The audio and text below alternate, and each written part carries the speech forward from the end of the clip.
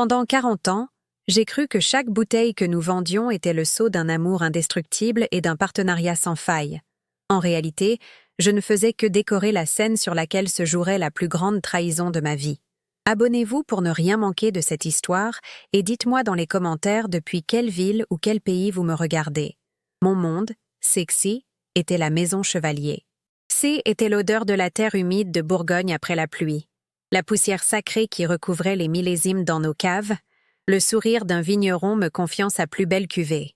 J était le cœur, le palais, l'âme de notre entreprise. Je parcourais la France, tissant des liens plus forts que des contrats, sélectionnant des nectars qui racontaient une histoire. Richard, mon mari, était mon ancre, le génie des chiffres qui transformait ma passion en un empire prospère. Il était le stratège, l'homme qui gérait les complexités du marché avec une aisance qui forçait l'admiration.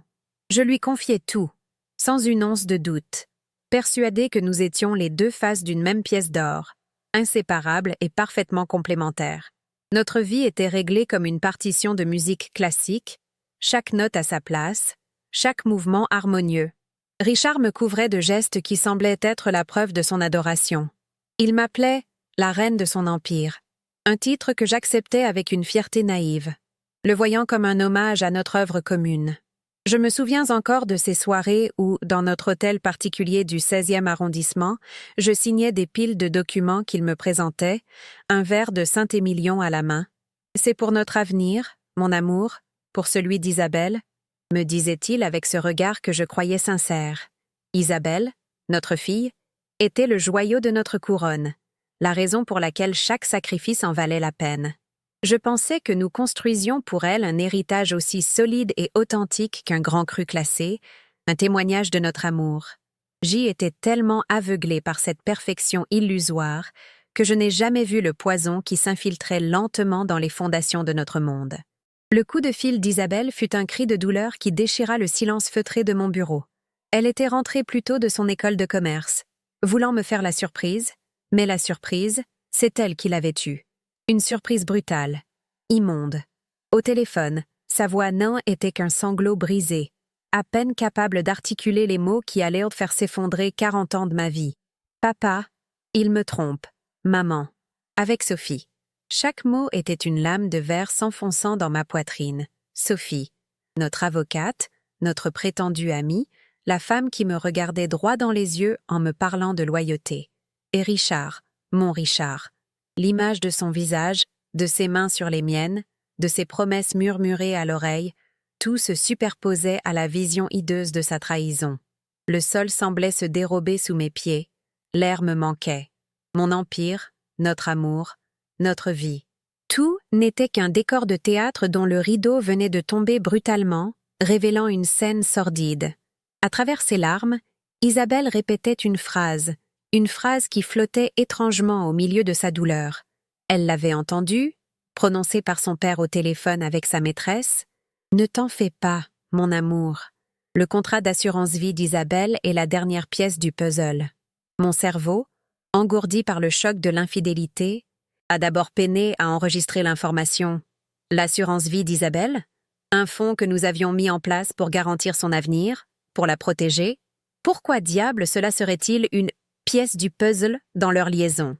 Le mot « puzzle » résonnait comme une fausse note dans une symphonie jusqu'alors parfaite. Une anomalie glaciale. La trahison de mon mari était une blessure profonde, mais cette phrase était autre chose. C était l'indice d'une machination bien plus vaste et bien plus sombre qu'une simple aventure. Une épine empoisonnée qui venait de se planter dans mon esprit, me forçant à regarder au-delà de mon cœur brisé. Quand Richard est rentré ce soir-là, il a trouvé mon silence, plus assourdissant que n'importe quel cri. Je n'ai pas hurlé, je n'ai pas pleuré devant lui. J'ai simplement posé la question, ma voix blanche et vide. Pourquoi l'assurance vie d'Isabelle? Il a blêmi, visiblement pris au dépourvu. Il s'attendait à une confrontation sur sa liaison, préparé à nier ou à minimiser, mais pas à cette question précise. Il a bafouillé, a tenté de détourner la conversation, parlant d'un malentendu, d'une conversation d'affaires sortie de son contexte. Il a essayé de me noyer sous un flot de justifications confuses sur l'infidélité, espérant que la douleur de la trahison personnelle occulterait le reste. Mais son évitement, sa panique à peine dissimulée face à cette question financière, fut plus éloquent qu'un aveu. Il ne niait pas seulement une liaison, il cachait un complot. La peur dans ses yeux m'a confirmé que la blessure haine était pas seulement sentimentale. Elle était mortelle pour tout ce que j'avais construit. Les jours qui suivirent furent un brouillard de chagrin et de confusion. Je jouais le rôle de elle, épouse anéantie, ce qui n'était pas difficile. La douleur était réelle, dévorante. Mais sous la surface de ce désespoir, la phrase d'Isabelle tournait en boucle dans ma tête, comme un mantra sinistre. La dernière pièce du puzzle. Je me suis mise à repenser à tout, à ces piles de documents que je signais sans lire, confiante, un verre de vin à la main, pendant que Richard me souriait. Pour notre avenir, mon amour. À ces dîners d'affaires, tardifs, à ces voyages impromptus de Sophie. Chaque souvenir, autrefois un pilier de ma confiance, devenait une brique dans le mur de leur conspiration. La reine de l'Empire, comme il m'appelait, quelle ironie amère. J'y étais une reine aveugle dans un royaume en train de être pillé sous mes yeux, et le voleur dormait dans mon lit. La tristesse commençait à se cristalliser, se transformant en une rage froide et précise. La réalisation finale m'a frappée une nuit, alors que je contemplais les vignobles endormis depuis la fenêtre de notre chambre. Ce N n'était pas mon mariage qu'ils essayaient de détruire. C était une conséquence, un dommage collatéral. La cible, C, était la maison Chevalier, mon œuvre, mon héritage, mon âme. Ils voulaient me déposséder, utiliser l'avenir de ma propre fille comme levier pour me dépouiller de tout ce pour quoi j'avais travaillé. Richard, l'homme complexé vivant dans mon ombre, et Sophie, l'ambitieuse avide de pouvoir, n'étaient pas de simples amants. Ils étaient des prédateurs. Cette prise de conscience a éteint les dernières braises de mon chagrin. À sa place est née une détermination de glace. Il m'avait sous-estimée. Il me voyait comme une artiste, une rêveuse incapable de comprendre la brutalité des chiffres. Il pensait m'avoir brisée. En réalité, il venait de réveiller une facette de moi que j'ignorais posséder. La partie qui n'allait pas seulement se battre, mais qui allait les anéantir. Mon cœur brisé était plus une blessure ouverte, mais une armure qui se glaçait autour de mon âme. Lorsque Richard s'est approché de moi quelques jours plus tard, son visage arborait une expression de pitié calculée, prêt à affronter les larmes et les cris qui l'attendaient sans doute. Il s'attendait à la tempête, à la femme hystérique, à l'artiste passionné incapable de contenir ses émotions. Mais la femme qu'il a trouvée était une statue de marbre. Le feu de ma rage était si intense qu'il en devenait invisible, transformé en un calme polaire. J'ai compris à cet instant précis que ma douleur brute était l'arme qu'ils comptaient utiliser contre moi. Ma vulnérabilité était leur atout, et je venais de décider de le leur reprendre. Au lieu d'exploser, j'ai laissé un silence glacial s'installer, un silence qui le déstabilisa bien plus que n'importe quelle accusation. Il venait chercher une victime. Il a trouvé un miroir de sa propre vacuité. Je l'ai regardé, laissant mes yeux se remplir d'une tristesse feinte, le masque parfait de la femme anéantie. « J'ai besoin de temps, Richard », ai-je murmuré d'une voix que j'ai forcé à trembler. « Je suis dépassée. Je ne peux pas penser aux affaires maintenant, pas à la maison Chevalier, pas à quoi que ce soit. » J'ai vu le soulagement traverser son regard, aussitôt remplacé par une lueur de triomphe condescendant. Lui et Sophie, qui l'observaient de loin, ont dû échanger un de ces regards suffisants qui signifiait « c'est fait, elle est hors jeu ». Il me voyait exactement comme il l'avait prévu. Une coquille vide, une reine déchue noyée dans son chagrin, incapable de se battre. Il ne pouvait pas imaginer que sous cette façade de défaite, mon esprit tournait à plein régime. Chaque parcelle de ma douleur se muant en un carburant glacial pour la guerre à venir. Leur mépris, leur certitude de m'avoir brisé, venaient de devenir ma plus grande force, mon bouclier et mon épée. Une fois seul, le masque est tombé. La douleur était toujours là, une brûlure sourde, mais elle n'était plus le centre de mon univers. Elle était devenue un outil, une boussole pointant vers un seul et unique nord. La justice. Pas la justice des tribunaux, mais la mienne. La phrase d'Isabelle résonnait en moi, non plus comme une source de confusion, mais comme la clé de voûte de leur plan diabolique. Le contrat d'assurance vie d'Isabelle est la dernière pièce du puzzle. Mon mariage était mort. Je le pleurerai plus tard. Mais mon héritage, elle œuvre de ma vie, la sécurité de ma fille, cela, ils n'y toucheraient pas. Ils avaient voulu me réduire à une simple note de bas de page dans l'histoire de ma propre entreprise. J'allais leur prouver qu'ils avaient commis une erreur fatale. Ils avaient oublié qui Gigi était. Je n'étais pas seulement le « palais » de la maison Chevalier. J'en étais la fondatrice, l'architecte, et j'allais en devenir la protectrice la plus impitoyable. Mon plan N n'était pas encore formé, mais son intention était aussi claire et tranchante qu'un éclat de verre. Il ne s'agirait pas d'une confrontation explosive, mais d'un démantèlement méthodique. Je n'allais pas les attaquer de front, mais saper les fondations de leur complot, pierre par pierre, jusqu'à ce que tout leur édifice de mensonges s'effondre sur eux. Et je savais exactement par où commencer. Je ne pouvais pas faire cela seule. J'avais besoin d'yeux et d'oreilles, de quelqu'un qui connaissait les chiffres aussi bien que Richard, mais dont la loyauté était intacte. Un nom m'est venu à l'esprit. Celui d'un homme que Richard avait écarté sans ménagement, Germain, notre ancien chef comptable. Un homme à trop vieille école selon Richard, mais dont l'intégrité était aussi solide qu'un chêne centenaire. Mon premier mouvement sur l'échiquier ne serait pas de déplacer ma reine, mais de rappeler sur le terrain une tour qu'il croyait avoir définitivement écartée. La partie venait de commencer. Mon premier appel fut pour Germain. J'ai composé son numéro avec des doigts qui ne tremblaient plus, animés par une certitude nouvelle. Richard l'avait écarté en le qualifiant de « relique », un homme trop prudent pour ses ambitions dévorantes. Pour moi, cette prudence était le synonyme d'une intégrité sans faille. Germain connaissait la maison Chevalier depuis sa naissance. Il en avait vu les premières pierres, les premiers bilans. Il n'était pas seulement loyal envers l'entreprise. Il était loyal envers ce qu'elle représentait, un héritage bâti sur l'honnêteté et la passion. Quand il a décroché, sa voix était chaleureuse, surprise.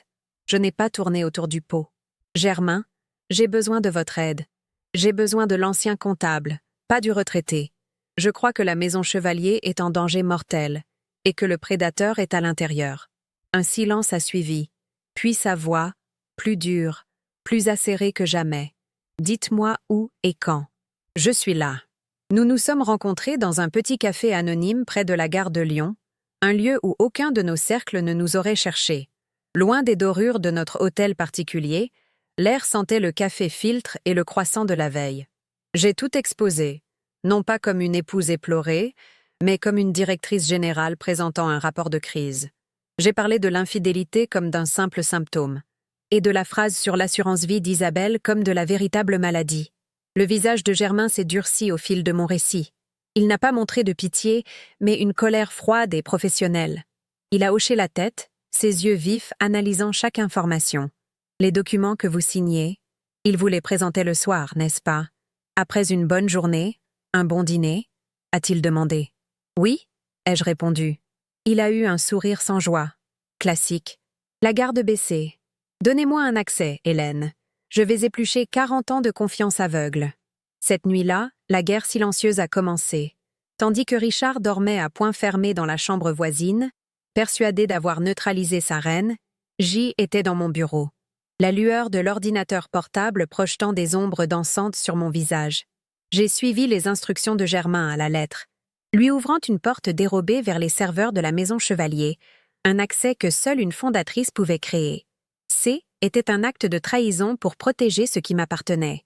Une violation de la confiance pour exposer une violation bien plus grande. Sur l'écran de discussion sécurisé, les messages de Germain défilaient. Court, technique. Je suis dedans. Je commence par les comptes fournisseurs. Attends. Il y a une anomalie dans les factures de transport.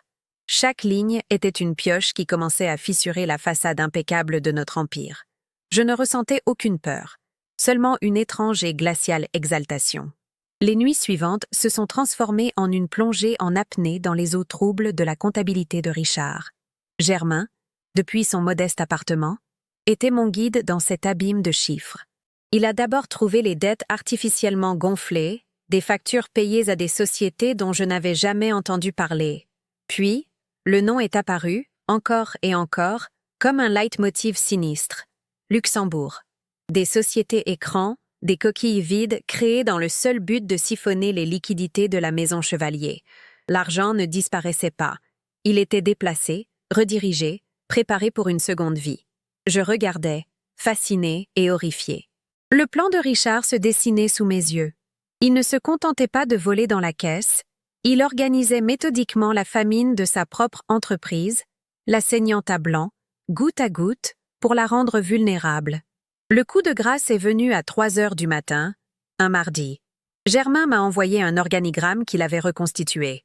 D'un côté, la maison Chevalier, affaiblie, endettée. De l'autre, une nouvelle entité, Phoenix Capital, contrôlée à 100% par Richard et Sophie. Et entre les deux, un enchevêtrement de transactions complexes conçues pour un seul objectif, pousser la maison Chevalier à la faillite. Le plan était d'une simplicité diabolique. Une fois l'entreprise à genoux, Phoenix Capital se présenterait comme le sauveur, rachetant les actifs les plus précieux, les châteaux, les stocks de grands crus, la marque elle-même, pour une fraction de leur valeur. Ils allaient tuer mon entreprise pour s'emparer de son cadavre. Et je comprenais enfin le rôle de l'assurance-vie d'Isabelle. C était le capital de départ de Phoenix Capital. Il comptait utiliser l'avenir de ma fille pour financer le pillage de mon passé. La découverte de la vérité n'a pas apporté de soulagement, mais une clarté absolue. Mon chagrin était entièrement consumé, ne laissant derrière lui qu'un diamant de rage, dur et indestructible. Je savais maintenant ce qu'ils faisaient, et je savais comment les arrêter. La phase d'observation était terminée. Il était temps de passer à l'offensive. Mais ma contre-attaque ne serait pas un assaut frontal. Ce serait une guérilla, une série de piqûres de épingles précises, chacune conçue pour perturber leur calendrier, semer le doute et les pousser à la faute. Je continuerais à jouer mon rôle de femme brisée, d'artiste déconnectée des réalités, utilisant leur mépris comme un camouflage. Ils me croyaient hors jeu, mais j'y étais sur le point de changer les règles de leur parti. Ils voulaient la faillite, j'allais leur donner le chaos. Ma première opportunité s'est présentée 1 semaine plus tard. Richard est entré dans mon bureau, tout sourire, un contrat à la main. Il s'agissait d'un lot exceptionnel de raisins d'un petit producteur de la Côte de Nuit, essentiel pour notre cuvée Prestige, celle qui attirait les investisseurs et les critiques. Il avait besoin de ma signature, mon approbation en tant que palais de la maison. J'ai parcouru le document, puis j'ai secoué la tête lentement, mon regard perdu dans le vague. Non, Richard, je ne le sens pas. Il a froncé les sourcils. Comment ça? Tu ne le sens pas? C'est une occasion en or. J'ai levé vers lui des yeux que j'avais remplis de larmes. Le terroir. Il y a quelque chose qui ne va pas. Une incohérence. Je ne peux pas l'expliquer. C'est mon instinct. S'il te plaît, ne me force pas. J'ai vu la fureur passer dans ses yeux, immédiatement contenue. Il ne pouvait pas me contrarier sans briser l'image de elle époux attentionné. Comme tu veux, mon amour, a-t-il dit d'une voix blanche. La première épine était plantée. L'annulation de cet achat a eu l'effet escompté. Germain m'a confirmé que sans cette cuvée, Richard ne pouvait pas garantir les rendements promis à un nouvel investisseur luxembourgeois, probablement l'un de ses complices. La pression sur ses liquidités a dû augmenter d'un cran. Il est devenu plus irritable, plus tendu. Les éclats de sa voix au téléphone avec Sophie me parvenaient parfois à travers les murs épais de notre hôtel particulier. Ils ne comprenaient pas. Pour eux, ce haine n'était qu'un caprice, la manifestation de mon état fragile. Ils ne voyaient pas la logique derrière l'émotion.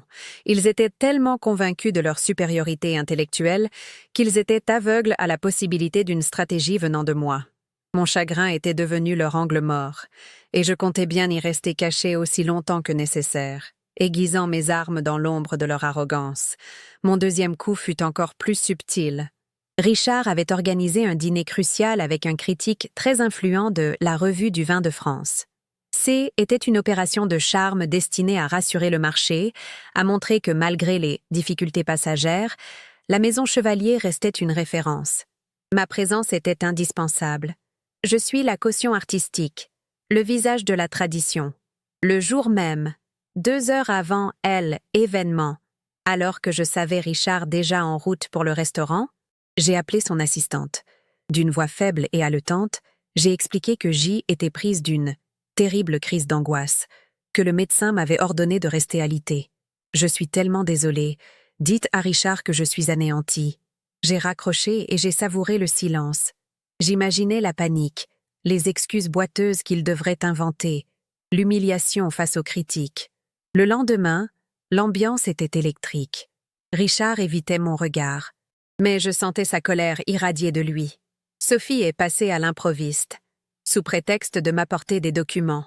Son regard était froid, scrutateur. « Vous devriez vraiment vous reposer, Hélène. Peut-être prendre du recul pour de bon.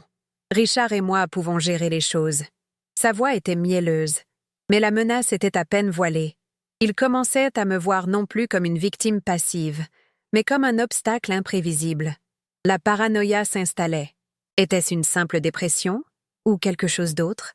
Il ne pouvait pas en être sûr, et cette incertitude était précisément le poison que je voulais distiller dans leurs veines.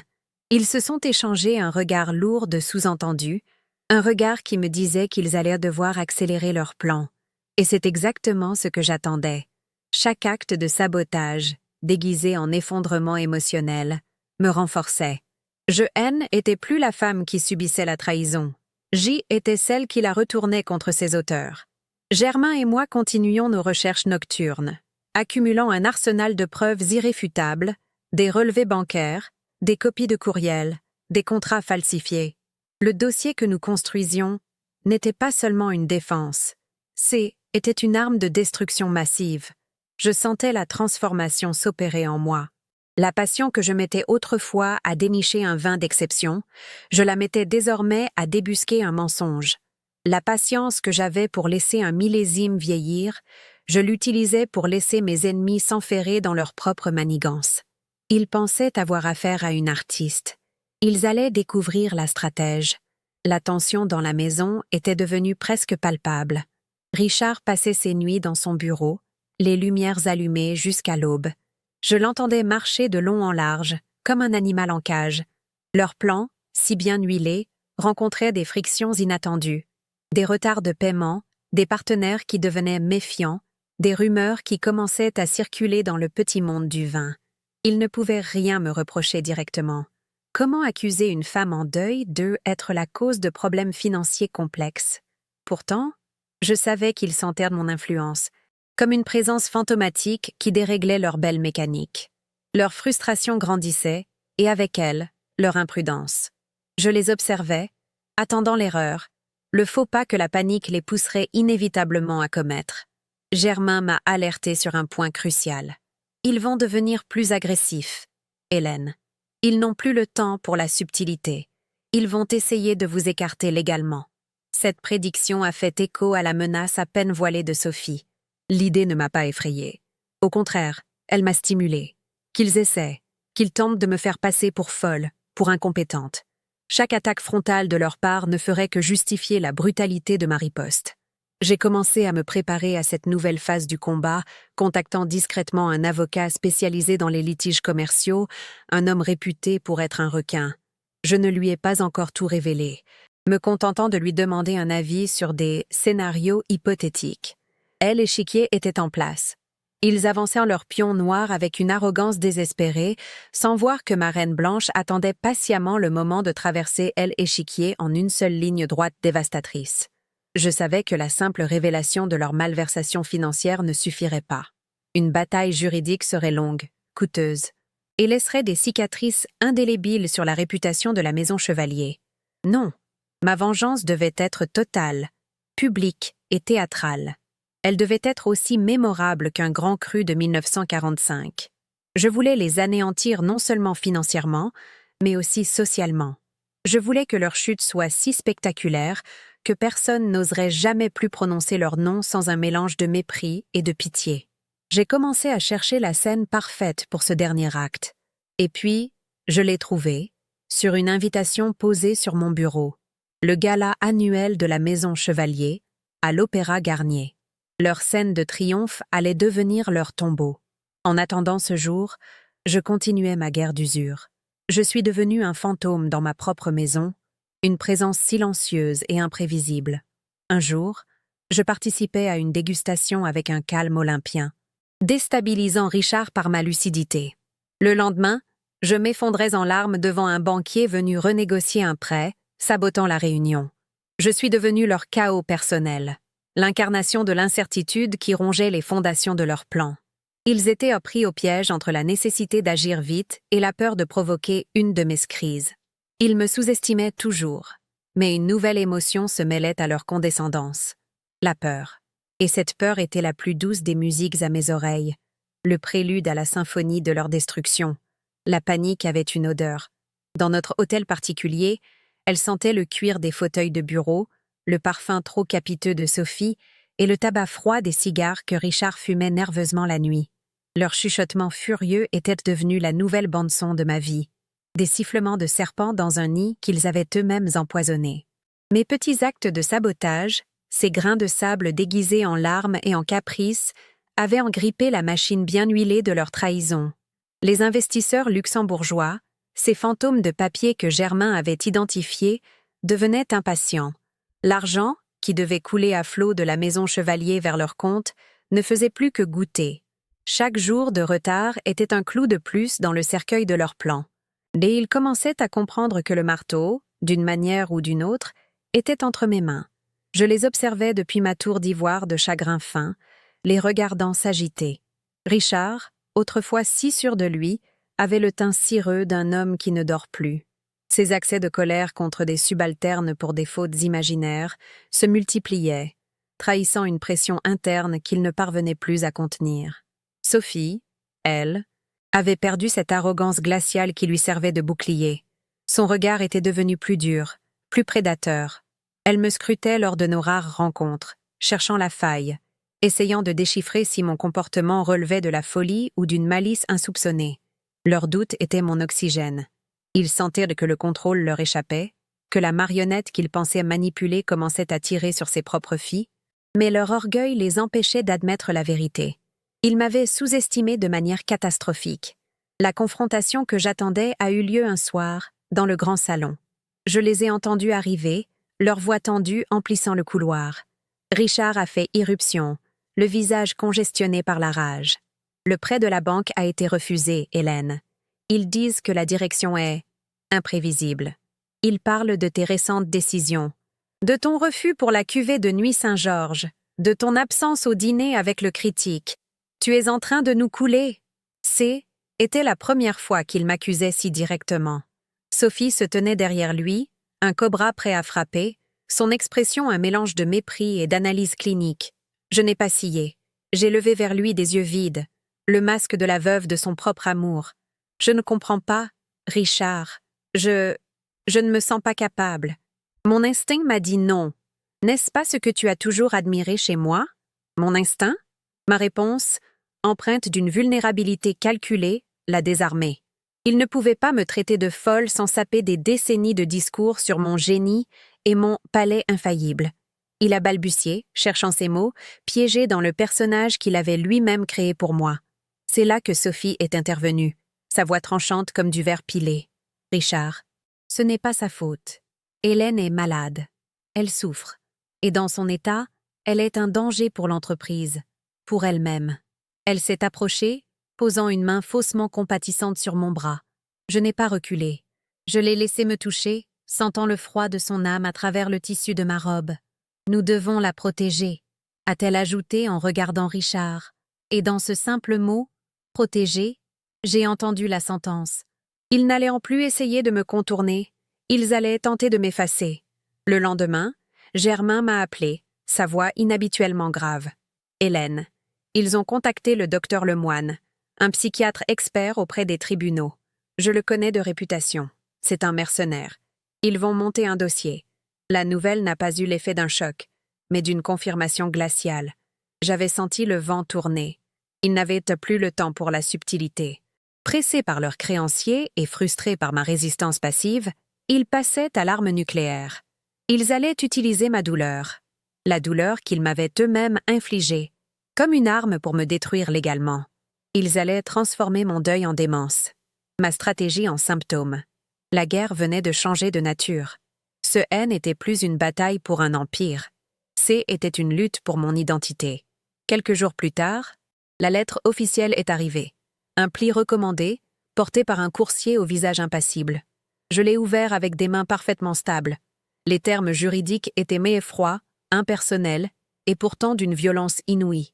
Demande de mise sous tutelle, comportement erratique, altération des facultés mentales, incapacité à gérer ses propres intérêts. Chaque mot était une pierre jetée à la figure de la femme que j'avais été pendant 62 ans. Ils avaient listé mes actions de sabotage comme des preuves de ma folie. Le refus du contrat de raisin était une décision délirante, mon absence au dîner un signe d'isolement pathologique. Mon chagrin était devenu leur principal argument. Ils me dépeignaient comme une Ophélie moderne, une reine folle errant dans les ruines de son propre esprit, incapable et dangereuse. En lisant ce document, une chose est devenue claire comme du cristal. Ma vengeance ne pouvait plus être seulement une question de justice financière. Leur attaque-haine n'était pas dirigée contre Hélène Chevalier, la femme d'affaires. Elle visait Hélène, la femme. Ils cherchaient à me dépouiller de ma voix, de ma crédibilité, de ma liberté. Si leur plan réussissait, je ne serais plus rien. Une coquille vide dont Richard, mon tuteur bienveillant, gérerait les biens, y compris les actions de ma propre fille. Il ne voulait pas seulement me voler, il voulait m'annihiler, me réduire à un nom sur un document médical, une note de bas de page dans ma propre histoire. La rage qui a monté en moi à cet instant était pure, primale. C était la fureur d'une reine qu'on tente de détrôner non pas par la force, mais par le mensonge le plus abject qui soit. J'ai immédiatement convoqué mon propre avocat, Maître Dubois, le requin que j'avais contacté. Je lui ai tout exposé, sans omettre un seul détail. J'ai étalé sur la table les preuves de Germain, les organigrammes des sociétés écrans, les relevés bancaires. Puis j'ai posé la lettre de mise sous tutelle sur le dessus de la pile. Il a lu le tout en silence, son visage de pierre ne trahissant aucune émotion. Quand il a relevé la tête, ses yeux brillaient d'une lueur combative. « Madame Chevalier, a-t-il dit d'une voix calme, ils viennent de commettre une erreur fatale. Ils vous ont donné une date butoir, une arène, le tribunal. Et ils viennent de légitimer une riposte d'une ampleur qu'ils n'imaginent même pas. La diffamation et la tentative de manipulation judiciaire sont des armes qui peuvent se retourner violemment contre ceux qui les manient. La nouvelle a été plus dure à annoncer à Isabelle. Lorsque je lui ai expliqué la situation, son visage s'est décomposé. La trahison de son père, qu'elle avait déjà du mal à accepter, prenait une dimension monstrueuse. Il veut te faire interner? Pour te voler? Pour utiliser mon argent? Ses larmes étaient de plus celles d'une jeune fille trahie, mais celles d'une femme découvrant la noirceur absolue de l'âme humaine. La culpabilité la rongeait. C'est de ma faute. Si je n'avais rien dit, je l'ai prise dans mes bras, sentant sa fragilité et sa force naissante. Non, ma chérie, tu n'as rien fait de mal. Tu as ouvert une porte, et derrière, il y avait un monstre. Ce n'est pas ta faute s'il était là. Mais maintenant, nous allons nous assurer qu'il ne fera plus jamais de mal à personne. Ce moment a scellé notre alliance, la transformant en un pacte de survie. Germain, de son côté, a réagi avec une fureur froide et pragmatique. C'est une tactique de la dernière chance, a-t-il analysé par notre canal sécurisé. Ils sont aux abois, c'est une bonne nouvelle. Cela signifie que nous les avons blessés. Maintenant, nous devons frapper plus fort. Il m'a suggéré de ne plus me contenter de preuves financières. Nous devons prouver l'intention, la préméditation.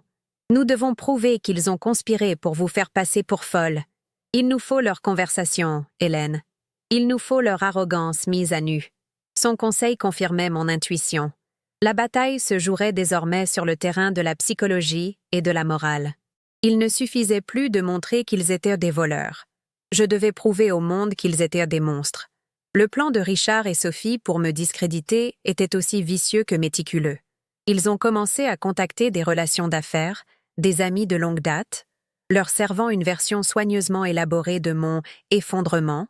Ils parlèrent de moi avec une tristesse feinte, évoquant ma confusion, mes pertes de mémoire, mes sautes d'humeur.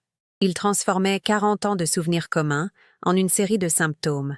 Un verre de vin de trop lors d'un dîner devenait une preuve d'alcoolisme, une journée de mélancolie, une dépression sévère.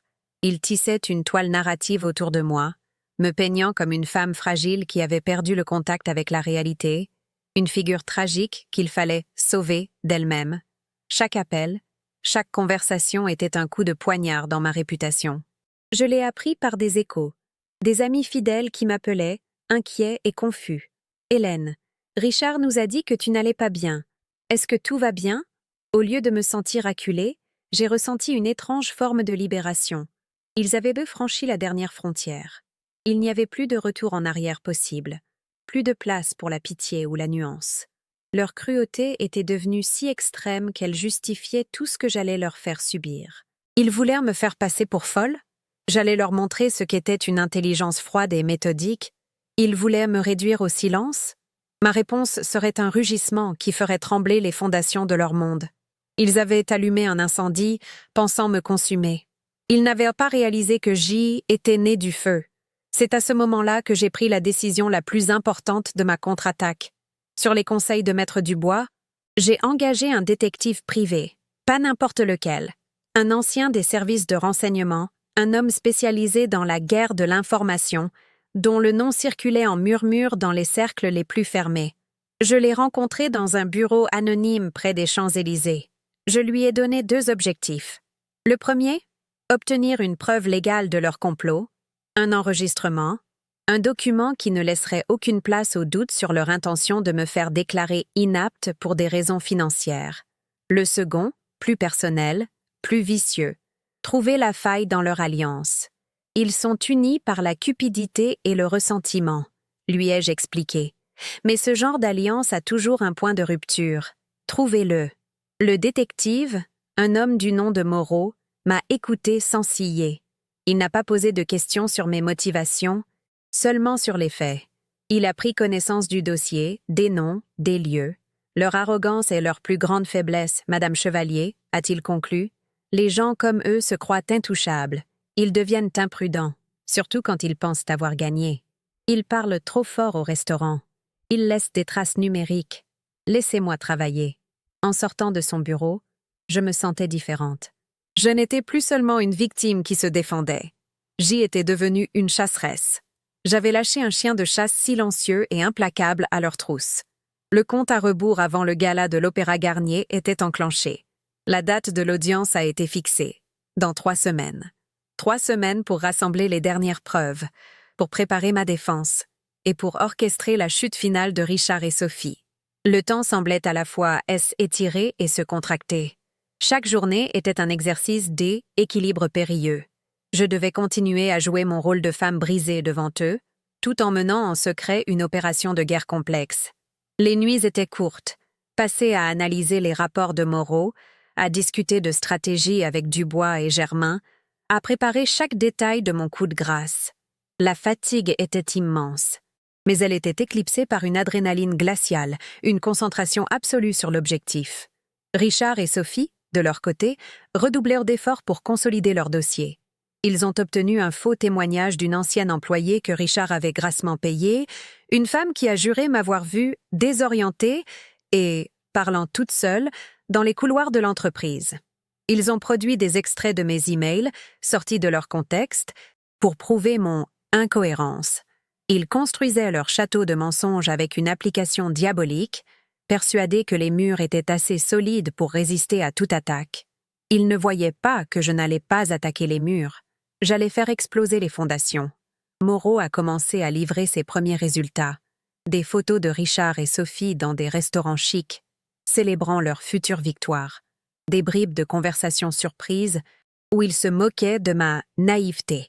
Chaque élément était une petite pièce du puzzle de leur noirceur, mais il manquait encore la preuve irréfutable, l'enregistrement qui les anéantirait. « Soyez patiente », me disait Moreau. Le désespoir les poussera à la faute. Ils vont devoir se rencontrer pour finaliser leur stratégie pour l'audience. Et quand ils le feront, je serai là. Sa confiance était communicative. J'ai appris à attendre, à contrôler mon impatience, à laisser le piège que j'avais tendu se refermer lentement. La pression devenait suffocante. Dans le petit monde du vin parisien, les rumeurs allaient bon train. Certains prenaient parti pour Richard, le pauvre mari dévoué, s'occupant de sa femme malade.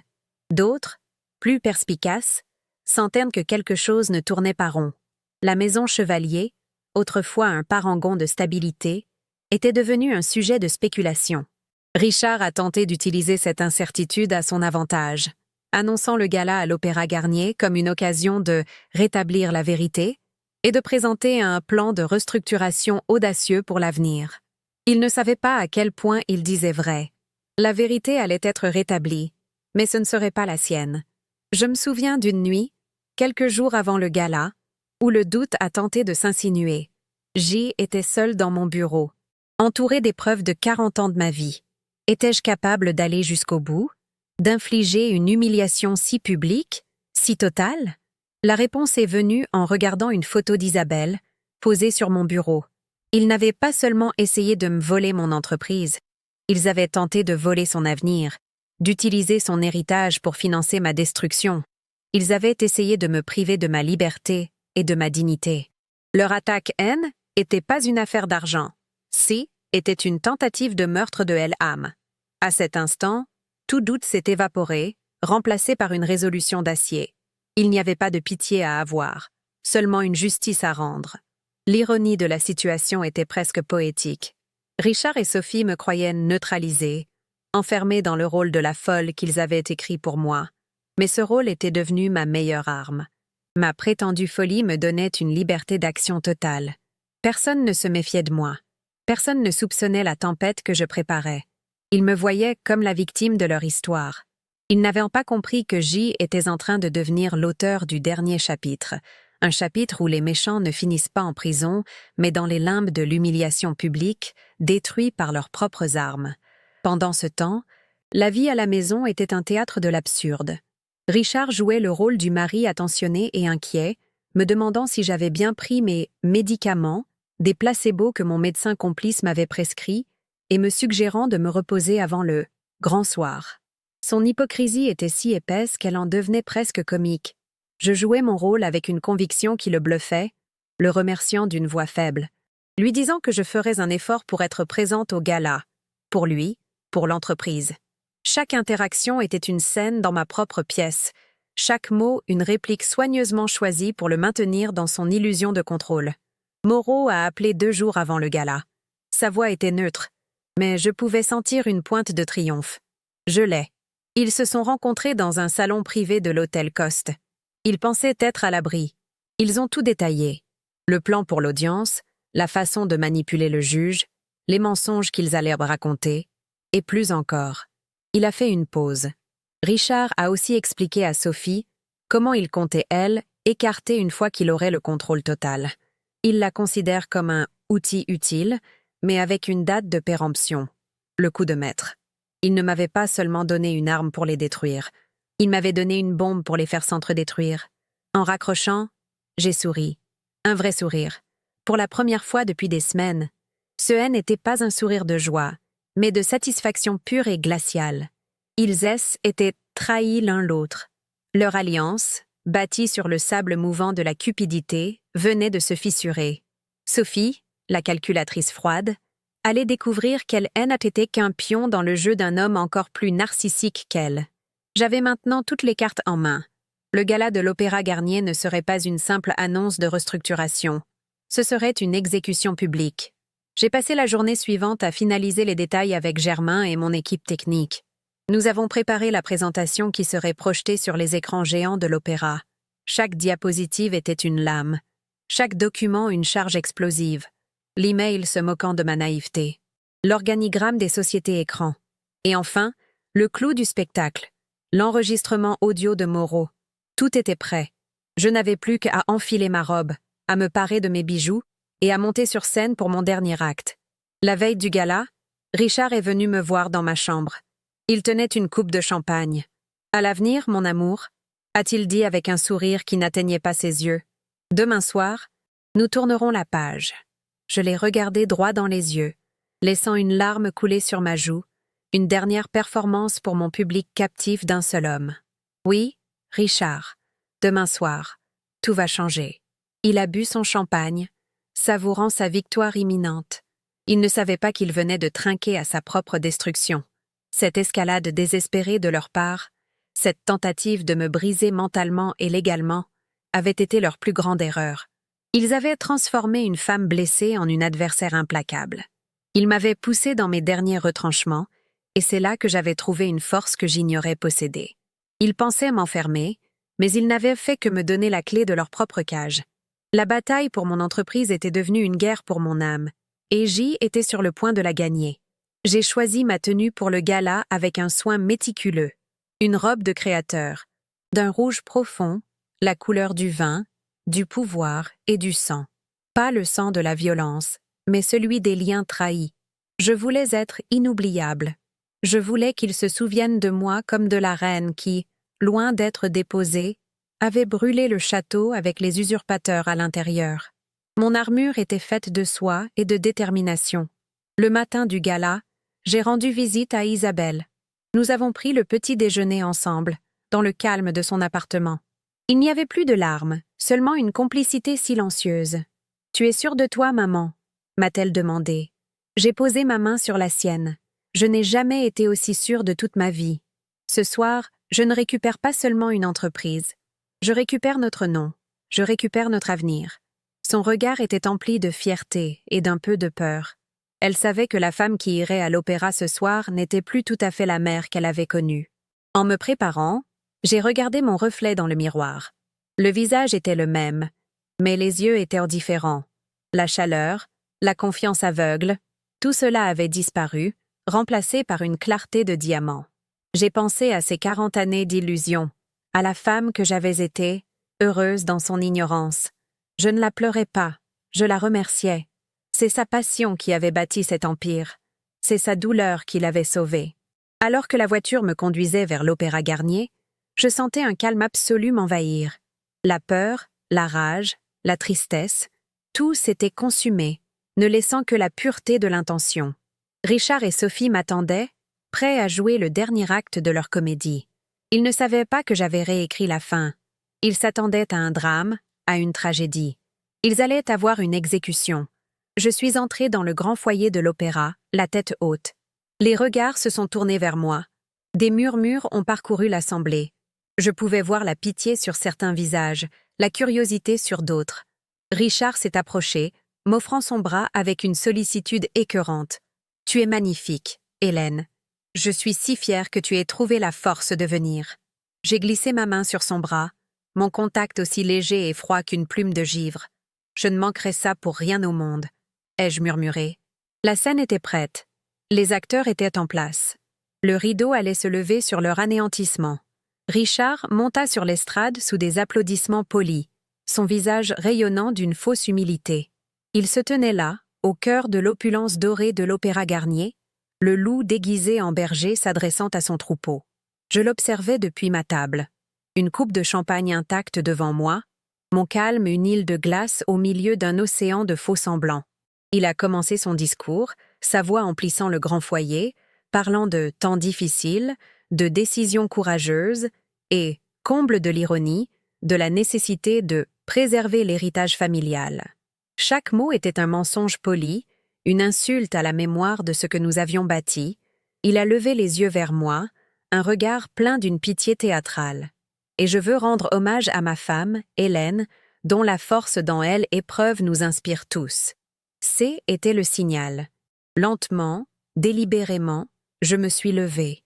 Au même instant, les écrans géants derrière lui se sont mis à scintiller, passant du logo de la maison Chevalier à un noir d'encre.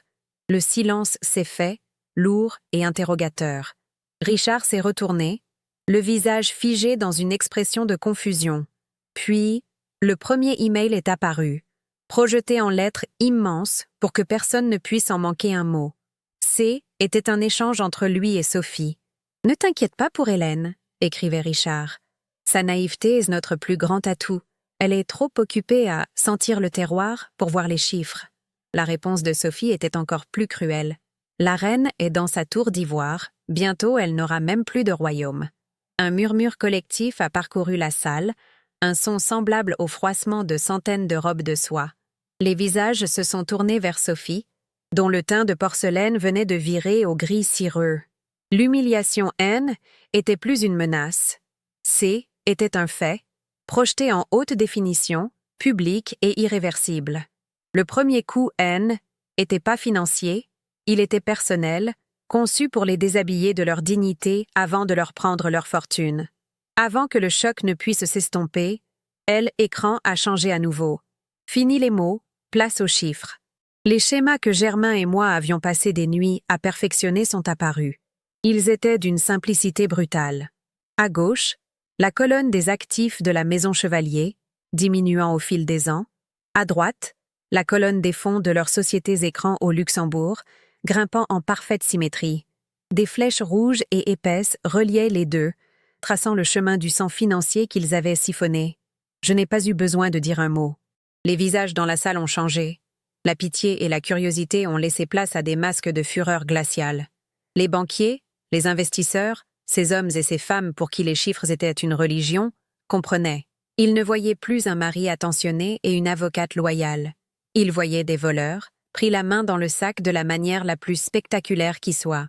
Richard a ouvert la bouche pour parler, mais aucun son n'en est sorti. Il était déjà jugé. Puis, j'ai porté le coup de grâce. Richard a souvent parlé de mon « instinct », ai-je dit, ma voix calme et amplifiée par le micro que j'avais activé depuis ma place. Mais parfois, les preuves tangibles sont plus éloquentes. Et sur ce, un son a empli la salle, pas de la musique, mais la voix de Richard, claire et distincte, issue de l'enregistrement de Moreau. Était sa conversation avec Sophie à l'hôtel Coste. On l'entendait se vanter de la procédure de mise sous tutelle, se moquer de ma dépression calculée. La salle retenait son souffle, chaque invité transformé en juré d'un procès qui se déroulait en direct. Sophie tremblait, ses yeux passant de l'écran à Richard, la panique commençant à fissurer son masque de froideur. Ils étaient suspendus dans le temps, écoutant leur propre complot, leur propre noirceur, révélée au monde entier. La bombe finale de l'enregistrement a explosé dans un silence assourdissant. On entendait la voix de Richard, empreinte d'une condescendance méprisante. Et une fois que j'aurai le contrôle total, il faudra gérer le cas Sophie. Elle a été un outil utile, mais tous les outils ont une date de péremption. Le visage de Sophie s'est décomposé. Ce N était plus de la peur.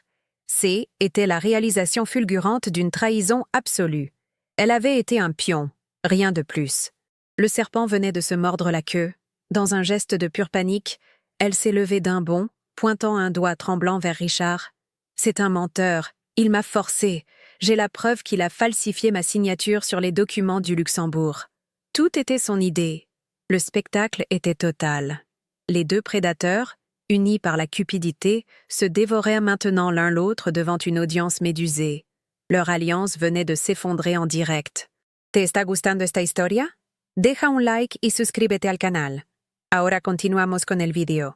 Au milieu du chaos, des cris de Sophie et du visage défait de Richard, j'ai repris la parole, ma voix tranchant l'agitation comme une lame. Il y a une dernière chose que vous devez savoir. Richard parlait du contrat d'assurance vie d'Isabelle comme de la dernière pièce du puzzle. J'ai marqué une pause, laissant le poids de ses mots s'installer. Il avait raison. C était la dernière pièce.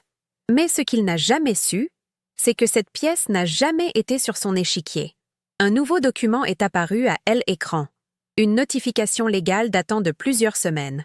Le jour où j'ai appris sa trahison, j'ai invoqué une clause de protection du contrat, transférant l'autorité de gestion à un fiduciaire indépendant et intouchable. Les fonds de ma fille n'ont jamais été en danger. Vous vous battiez pour un trésor qui était déjà dans un coffre-fort dont vous n'auriez jamais la clé. Le coup était fatal. Ce N était pas seulement la perte de l'argent, était la révélation de leur incompétence, de leur échec stratégique total. Je ne les avais pas seulement démasqués, je les avais surclassés, jouant une partie qu'ils n'avaient même pas su que j'avais commencé. Richard s'est affaissé sur lui-même, son arrogance se vidant de lui comme l'air d'un ballon percé. Hélène était plus un magnate, plus un stratège, juste un homme vieillissant, brisé et humilié. Sophie, quant à elle, était déjà encerclée par les avocats des investisseurs présents, son avenir se dessinant en barreaux de prison et en ruine financière.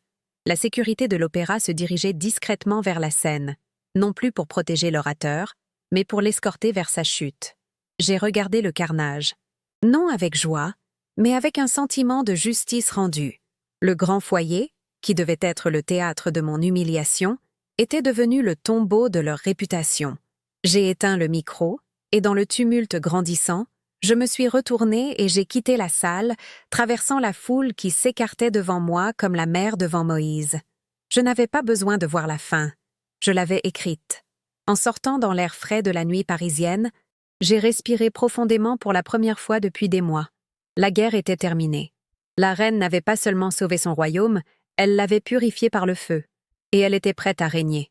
Je suis sortie de l'Opéra Garnier sans un regard en arrière, laissant derrière moi les ruines fumantes de 2 vies et d'une alliance bâtie sur le mensonge. L'air frais de la nuit parisienne n'a jamais semblé si pur, si vivifiant. Ce haine n'était pas de l'euphorie que je ressentais, mais une clarté absolue, une tranquillité glaciale. La tempête que j'avais déchaînée faisait rage derrière les portes dorées, mais pour moi, le calme était revenu. Chaque pas sur le pavé était une affirmation, une reprise de possession de mon existence. La reine n'avait pas fui le champ de bataille, elle avait simplement quitté la scène après avoir orchestré le dénouement. Le chaos qu'ils avaient semé avait finalement trouvé sa juste récolte, et je n'avais plus besoin d'en être le témoin. Ma guerre était terminée, et je l'avais gagnée non pas en combattant, mais en révélant la vérité dans sa forme la plus brutale et la plus élégante. Le lendemain, le nom chevalier était sur toutes les lèvres, mais pas de la manière dont Richard l'avait espéré. Les journaux financiers et la presse à scandale se sont emparés de l'histoire avec une voracité délectable. Le crépuscule des chevaliers titrait Le Figaro, trahison, mensonge et grand cru, la chute d'un empire, écrivait Le Monde. Chaque article, chaque reportage télévisé était une nouvelle pelletée de terre sur le cercueil de leur réputation. J'ai tout suivi depuis mon bureau, non pas comme une partie prenante, mais comme une observatrice distante. Les visages choqués des experts, les analyses détaillées de la fraude, les témoignages d'anciens employés qui se sentaient soudainement libres de parler, tout cela confirmait que ma contre-attaque n'avait pas seulement été une victoire personnelle, mais un assainissement nécessaire. J'avais rendu la maison Chevalier à sa vérité, en exposant le cancer qui la rongeait de l'intérieur. Les conséquences judiciaires furent aussi rapides que dévastatrices. Les plaintes des investisseurs présents au gala se sont accumulées en quelques heures. Avant même la fin de la semaine, Richard fut interpellé à notre hôtel particulier. Je l'ai regardé partir, encadré par 2 policiers en civil, depuis la fenêtre du salon. Il n'y avait plus aucune trace de l'homme charismatique et arrogant que j'avais connu. Il n'était qu'une silhouette voûtée, un homme brisé par son propre orgueil. Je n'ai ressenti ni pitié, ni haine, seulement le constat froid d'une équation résolue. Sophie, de son côté, fut radiée du barreau avec une rapidité exemplaire, son nom devenant synonyme de déshonneur professionnel. Leur tentative de me faire passer pour folle s'est retournée contre eux avec une ironie mordante, leur propre manœuvre devenant la preuve irréfutable de leur préméditation et de leur malveillance. Leur chute fut totale, financière et sociale. Leurs avoirs furent gelés, leurs comptes au Luxembourg saisis. La liquidation judiciaire de Phoenix Capital, leur coquille vide, a révélé l'ampleur de leurs dettes et de leurs promesses creuses.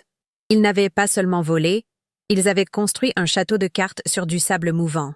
Dans le petit monde parisien où la réputation est tout, ils sont devenus des parias, des fantômes dont on prononçait le nom à voix basse.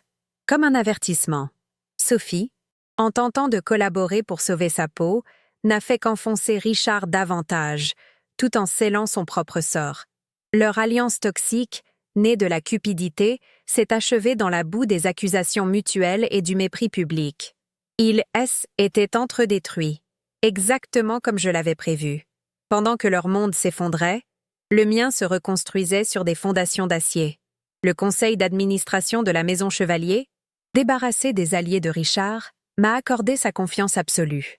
J'ai nommé Germain directeur financier, sa loyauté et son intégrité récompensées. Ma première assemblée générale en tant que présidente directrice générale unique fut un moment de refondation. Je n'ai pas parlé de vengeance, mais de renaissance. J'ai présenté un plan stratégique audacieux, non pas pour effacer le passé, mais pour en tirer les leçons.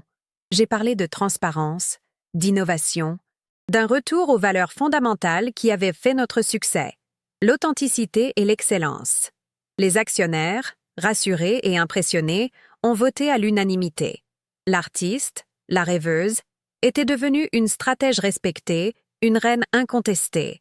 La Maison Chevalier a connu une purge silencieuse mais efficace. J'ai démantelé, un par un, tous les réseaux que Richard avait mis en place pour servir ses propres intérêts. J'ai rencontré chaque vigneron, chaque partenaire, non seulement pour les rassurer, mais pour renforcer nos liens.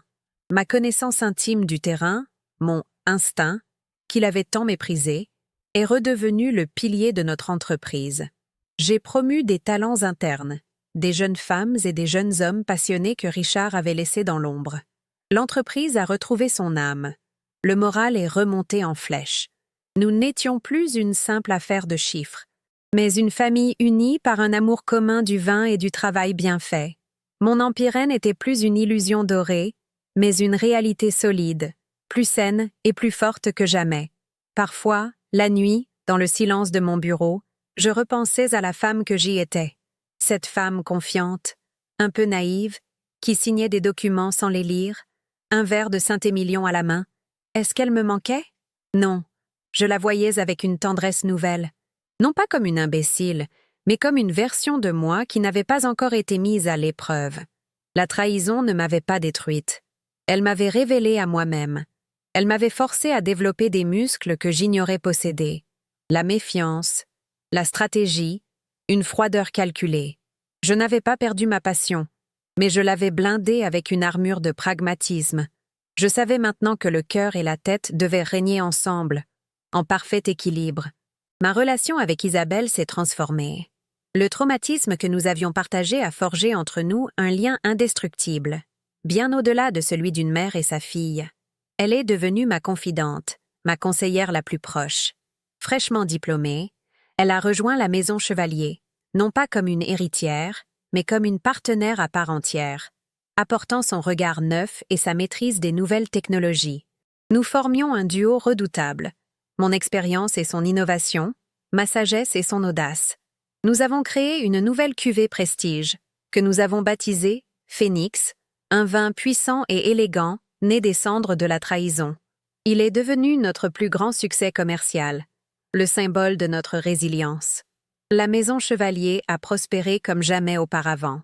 Libérée des dettes artificielles et de la gestion prédatrice de Richard, l'entreprise a atteint des sommets de rentabilité. J'ai utilisé une partie des bénéfices pour créer une fondation au nom de ma famille, destinée à soutenir les jeunes vignerons et à promouvoir des pratiques viticoles durables. Mon pouvoir N était plus seulement économique. Il était devenu une force positive dans le monde que j'aimais tant. J était devenu ce que Richard avait toujours prétendu être, un bâtisseur. Mais mon empire n'était pas construit sur le ressentiment et le mensonge, mais sur l'intégrité et la vision à long terme. La reine avait non seulement repris son trône, mais avait agrandi son royaume. Le verdict du procès est tombé 1 an plus tard. Richard et Sophie ont été condamnés à de lourdes peines de prison pour fraude, abus de confiance et tentative d'escroquerie. Leurs biens personnels ont été liquidés pour rembourser une partie des dettes qu'ils avaient créées. Ils ont tout perdu, leur fortune, leur liberté, leur honneur. La justice des hommes avait confirmé la justice que j'avais moi-même orchestrée. En apprenant la nouvelle, je n'ai ressenti qu'un bref et lointain écho de satisfaction. Leur sort ne m'importait plus. Ils n'étaient plus que des fantômes d'un passé révolu, des notes de bas de page dans la grande histoire de la Maison Chevalier. Mon regard était déjà tourné vers l'avenir. Quelques mois plus tard, je me tenais seule au milieu d'un de nos vignobles à Bordeaux, au coucher du soleil.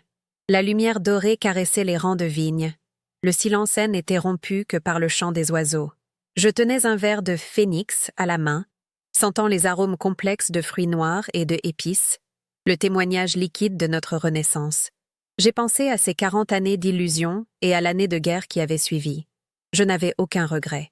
Chaque épreuve, chaque larme, chaque parcelle de rage m'avait conduite ici, à ce moment de paix et de contrôle absolu. Je n'étais plus la reine d'un empire illusoire. J était la souveraine de mon propre destin, une femme complète, forgée dans le feu, aussi résiliente et intemporelle que la vigne qui s'enracinait profondément dans la terre sous mes pieds. J'ai levé mon verre, non pas vers le passé, mais vers l'horizon infini qui s'étendait devant moi. Ce N n'était pas un toast à la victoire, mais une promesse à moi-même. La promesse de ne plus jamais faire confiance aveuglément, mais de ne jamais cesser de croire en la force de la vérité. La promesse de diriger avec la même passion que j'avais pour le vin, mais avec la sagesse de celle qui connaît le prix de la trahison. Mon histoire était celle d'une chute et d'une renaissance. La preuve qu'un cœur brisé peut devenir une arme, et qu'une reine déchue peut se relever pour bâtir un royaume encore plus grand. Si vous avez aimé cette histoire et voulez en voir d'autres, pensez à laisser un « j'aime » et à vous abonner à la chaîne. Racontez-moi dans les commentaires ce que vous auriez fait à ma place.